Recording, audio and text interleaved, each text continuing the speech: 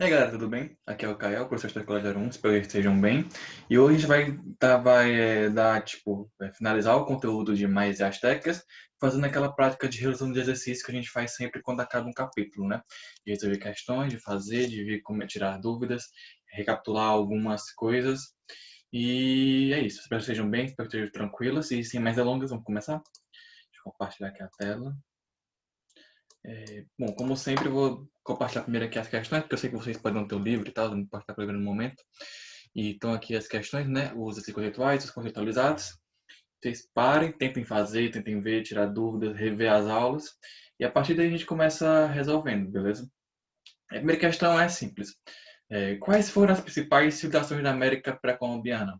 Bom, as três principais, a gente acabou falando só de duas, né? Pelo livro e tal, e pelo tempo também. Mas as três principais são os maias, os astecas e os incas. Para falar rapidamente dos incas, eles ficavam na região onde é o atual Peru, né? Tipo, nas montanhas e tal, na Cordilheira dos Andes. A parada de Machu Picchu vem dos incas, certo? E essas são as três principais civilizações da América pré-colombiana. Civilizações que elas são foram as três maiores, né, em termos de população, em termos é, de pessoas e de cidades também. Mas uma coisa importante citar é que além dessas três tiveram milhares e milhares de outros menores, né? Por exemplo, a gente pode considerar os povos indígenas brasileiros como também povos pré-colombianos, porque eles estavam aqui antes da chegada do Colombo, certo? Só que no caso, os povos indígenas são mais diversificados e tal. A gente vai falar sobre isso quando tiver a aula dos povos indígenas do Brasil. Mas, para resumir, é isso. São as três principais civilizações, os mais astecas e incas. Né? A segunda questão fala o seguinte: analisa as principais características da cidade maia. Bom, a cidade maia ela era composta pelos nobres, pelos sacerdotes, pelos comerciantes, pelos artesãos, certo? É, pelos camponeses e por poucos escravos, né? Então, no caso, os nobres, os sacerdotes, eles eram responsáveis pela administração e pela coleta de impostos e ao redor das cidades tinha as aldeias, das grandes cidades, né? Tinha as aldeias aonde os camponeses viviam e onde os camponeses plantavam, né? E focavam na agricultura, certo? Então, essa sociedade, ela tinha essa característica, né? Aquela parada da pirâmide social que a gente viu dos povos. Então, é mais ou menos isso onde se coloca a sociedade de Maia, beleza? A terceira questão vai dizer o seguinte, e aí é parecido com a segunda, né? Características da cidade asteca. Bom, a cidade asteca era uma cidade bastante rígida, bastante é, estratificada, ou seja, tipo, era bem dividida e não havia muitas movimentações entre esses estratos, né? A cidade asteca era dividida entre os nobres, né? Os nobres, os grandes nobres, os sacerdotes, é, os sacerdotes, tipo, os sacerdotes dos templos também, uma classe intermediária, né, do povo e tal, de comerciantes, de artesãos também, e a parte mais popular do tipo, de camponeses e os povos escravizados, né? Até separar uma parte do livro só para falar isso de uma forma mais concisa, né? Toda esta era rígida e compõe uma população social, constituída por nobres, sacerdotes, militares, comerciantes, artesãos, camponeses e povos escravizados, certo?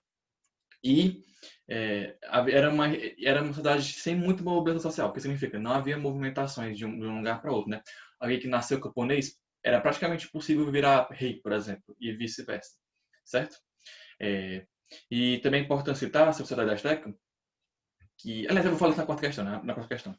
É, e a quarta questão diz o seguinte: explique como os maias se organizavam politicamente. Bom, os maias eles eram uma civilização e eles eram divididos em cidades e estado, né? Ou seja, cada cidade era como se fosse seu próprio país, né? É, sua própria unidade, né? E essas cidades mais elas tinham características em comum, certo? De lei, de cultura, de deuses, de costumes. Só que, diferentemente dos astecas, os maias eles não se uniram em um império. Tipo, as cidades maias não tinham uma aliança. Então, tinham guerras entre si, tinham disputas entre si, conflitos. Em relação aos astecas, eram parecidos. Cada cidade era cidade-estado também. Só que as principais cidades-estado astecas, elas se uniam, tinham alianças para formar o Império Azteca, beleza? Então, essa é a principal diferença dos maias, da organização política maia, da organização política dos astecas. Os maias, essa estado era independentes entre si, tinham disputas, conflitos, enquanto que os astecas não, certo? Beleza. E aqui na questão fala o seguinte: identifica as principais contribuições das civilizações pré-colombianas para a nossa sociedade. Bom, tem várias, né? Por exemplo, o cultivo de milho e vários outros os agrícolas começou por esses povos e virou uma prática cultural do mundo inteiro, né? Tipo, de muita gente no mundo. Eles também fizeram vários avanços na parte da astronomia também, na parte da arquitetura, na parte cultural, certo? Na questão de olhar os astros, de calcular os dias do calendário e tal, fazer os calendários, né? Em dividir o tempo nos ciclos e tal. São essas, na matemática, na produção dos prédios, da pirâmide, da arquitetura, né? Do Sol ficar na posição específica para ele brilhar pela janela das pirâmides e aí brilhar dentro do templo e tal. Toda essa parada matemática também é uma coisa bastante importante. E acho que são essas algumas das é, contribuições culturais das civilizações pré-colombianas, né, para a nossa sociedade atual. Os cultivos de alimentos, né, específicos e tal, e as contribuições na parte da agricultura, da tecnologia, certo? E é isso. Na próxima aula a gente vai falar um pouco, vai responder um pouco os exercícios culturais, beleza? Valeu, até lá.